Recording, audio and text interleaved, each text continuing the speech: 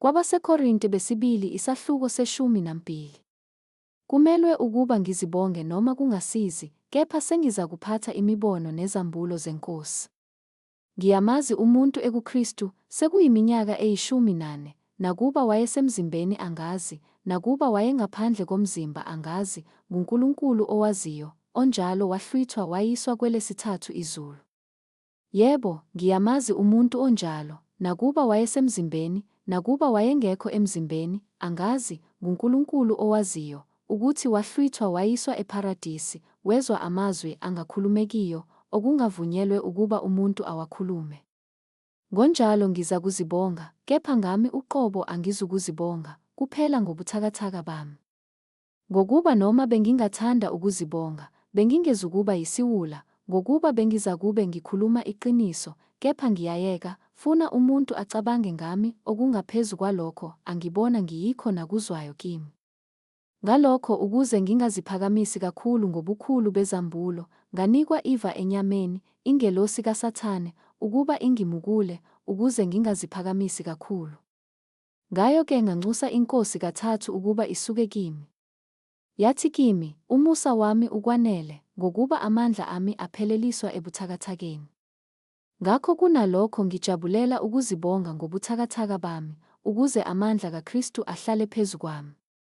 Ngakho ngenamile ebuthakathakeni, nasekuphathweni kabi, nasekusweleni, nasekuzingelweni, nasekubandezekeni ngenxa kaKristu, ngokuba uma ngibuthakathaka, yikhona nginamandla. Sengize ngaba yisiwula, nina ningiphoqile. Ngokuba mina kwakufanele ukuba nginconywe yinina.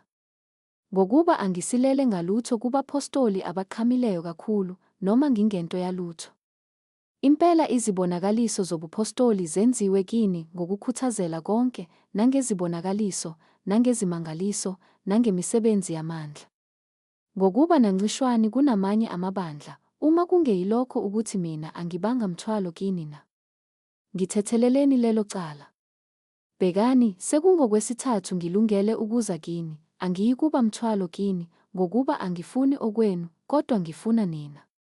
Ngokuba akubantwana abafanele ukuqongelela abazali, kodwa abazali baqongelela abantwana.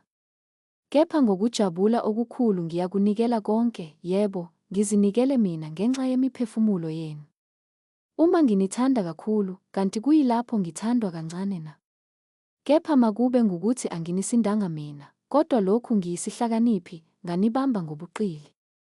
Ngake nganiqilizela yini ngomunye walabo engabathumela kini na?